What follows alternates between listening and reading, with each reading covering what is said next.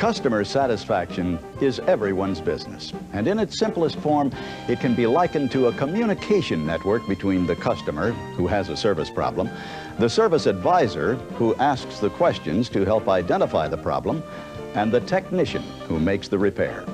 If there's a breakdown in communication anywhere along the line, it will show up here on the repair order, and customer satisfaction will be adversely affected.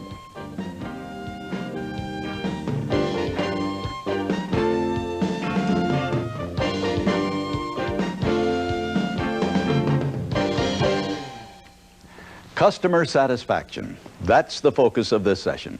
And in it, we'll talk about the communication network between the customer, the service technician, and you, the service advisor, because how effectively service problems are communicated has a direct impact on how effectively you do your job and the overall level of customer satisfaction in your service department.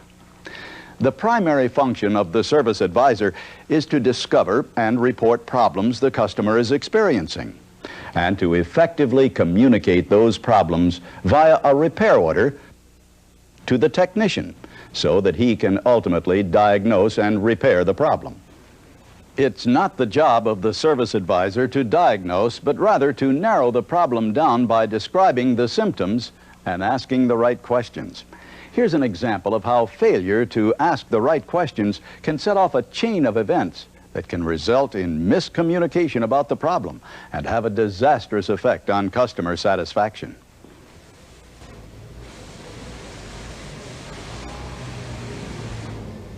Sam, I'll finish this one later. I'm waiting for the parts, and I've got another one to work on. Okay. Well, I just called him and told him it was ready.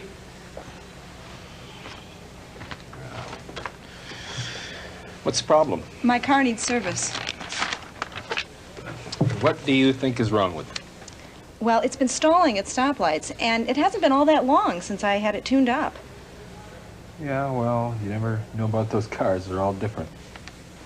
Do you think it could be the carburetor? Carburetor? No, it's not possible. See, your car doesn't even have a carburetor. It's fuel injected.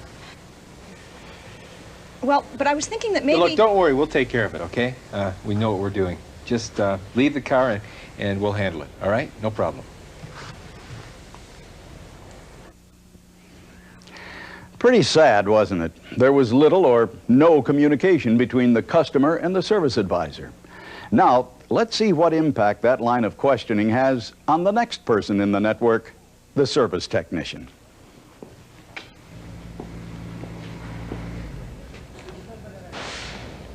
Do you have any questions?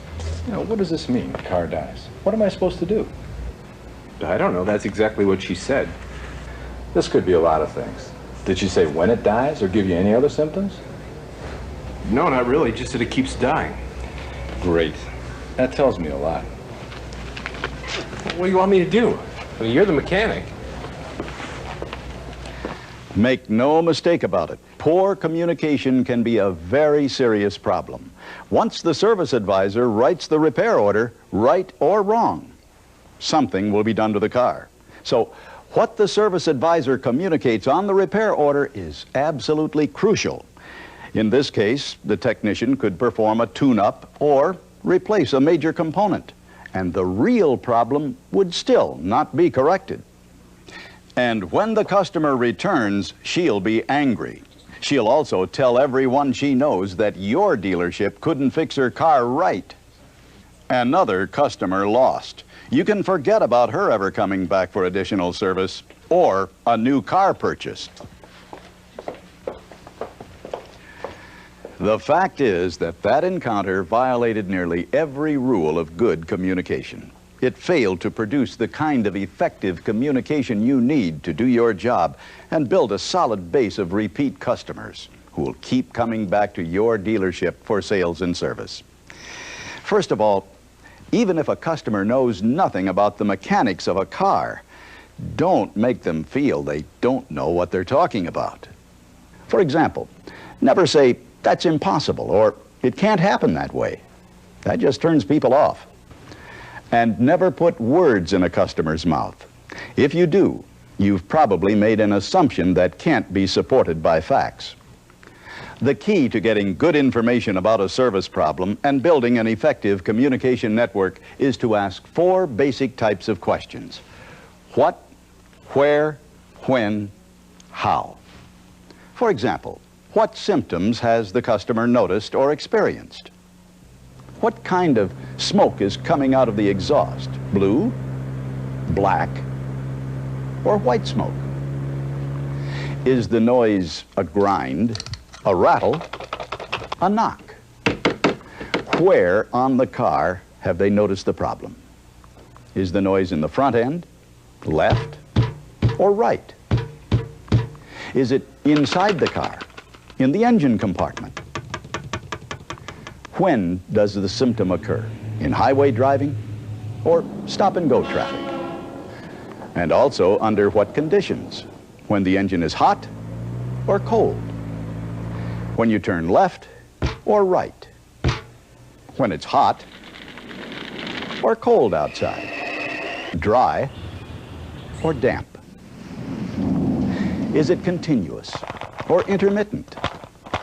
When accelerating, decelerating, braking? And finally, how did the customer first notice the problem? After hitting a pothole? After driving at a constant speed? In a smooth-running communication network, a good communicator provides as much information as possible about the problem in terms of what, where, when, and how. Because the more information the service technician has, the easier it will be to diagnose, isolate, and repair the problem. Above all, no one in the communication network should make promises he can't keep. Nothing will anger a customer more than not having his or her car correctly serviced and ready when promised. If a part is not in stock and must be ordered, tell the service advisor about it, and he'll inform the customer when it will be available to avoid needless disappointment. Armed with the facts we've already discussed, let's take it from the top again using the same problem and the same communication network, but this time employing what, where, when, and how questions.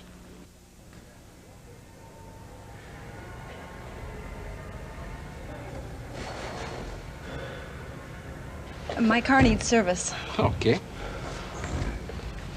And what seems to be the problem? Well, it stalls every time I come to a stoplight, and it really hasn't been all that long since I had it tuned up. Actually, this situation already establishes the what and the where. So, our service advisor will concentrate on the when and how. Okay, now, when does your car stall? Every time you stop or only occasionally? It happens every time I stop for a light. Now, does it happen only when you've been driving for a long time and then stop? Or when you first start up before highway driving? Not when I first start up. After I've been driving for a while. Okay. Does your car always start easily? Oh, yes, no problem there. Okay. Now, does it seem to stall after you come to a complete stop or before fully stopping? After I've come to a complete stop, like at a stoplight. Okay. Good. Let's go take a look. Do these stall-outs seem to happen more often in cold weather? No, it seems to run fine in cold weather. All right. How about when it's raining or damp outside? Yes, that's right. It does happen then.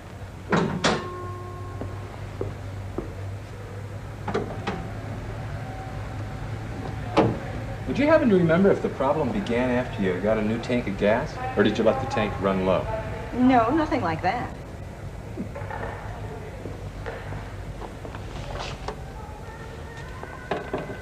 How long has your car been stalling out like this? Oh, about a week, I'd say. Quite a difference between this level of communication and the first scenario, I'd say. In this case, the service advisor asks open-ended questions that can't be answered with a simple yes or no. Open-ended questions draw customers out and make them think about the symptoms and conditions under which they occur. They also help narrow the problem down and isolate the symptoms. A good service advisor must also be a good listener, concentrating on the customer's answers to assure accuracy. If a particular response does not make sense, he rephrases the questions for clarification, asks related questions, or reviews the facts to ensure that he accurately interpreted what the customer said. Right about now, you may be thinking, if I ask all these questions, how will I get all the information on the instructions section of the repair order? Here's a simple solution. Notice that the service advisor uses a separate sheet of paper containing the customer's name to clearly record her responses to his questions. Then, he summarizes only key information that will fit on the repair order. In this case, it could be stalls after complete stop when engine hot, only when damp outside.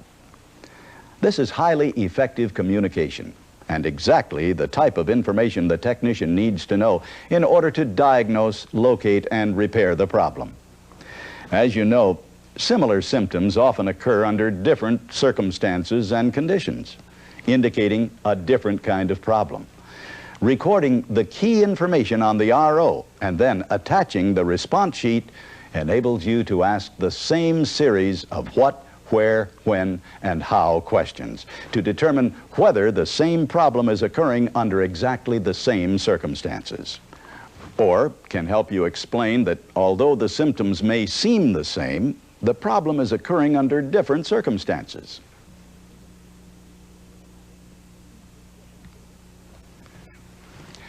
To further help you strengthen the communication network in your service department and generate the kind of accurate, complete information you need about service problems, Chrysler has developed a convenient standard drivability questionnaire consisting of a major symptom section, which is the what, and also a when does it occur section. It also has a section on customer driving habits, including the type of fuel used. It's an ideal tool for learning what drivability problems the customer has been experiencing and accurately communicating them in the communication network. Remember to thoroughly review the drivability questionnaire with the customer before writing the RO. The communication network, it's a delicate balance between the customer, the service advisor, and the technician. We've already covered the basics of what, where, when, and how, and told you about the importance of the drivability questionnaire. But let's take a look at some additional everyday communication problems that could occur in your dealership. First, locating and repairing a problem totally unrelated to the one that appears on the repair order. As you know, routine jobs can also involve additional repairs. In this case, while performing a routine tune-up, the technician diagnoses a problem unrelated to the repair order. Rather than ignore it or repair it without authorization, he tells the service advisor what he has found. Hey, Sam, I found something you ought to know about. Yeah, Pete, what do you got? You know that tune-up for Mrs. Paul's car? Yeah. Well, I found a leaky water pump. Do we have that water pump in stock? No, I just used the last one this morning. We'll have to order another one. You mean the car won't be ready this afternoon? Not a chance. And besides, it'll take an hour and a half to install after I get it. But at least her car will be running right when she picks it up. Okay, well, good catch, Pete. Thanks. I'll call and get authorization and tell her it'll take a little longer to fix, okay? As you've seen, effective communication is a two-way street. It's also the responsibility of the service technician to participate. In this instance, the customer may have to wait a little longer, but she's saved the added cost, inconvenience, and dissatisfaction of having to bring her car back for additional service.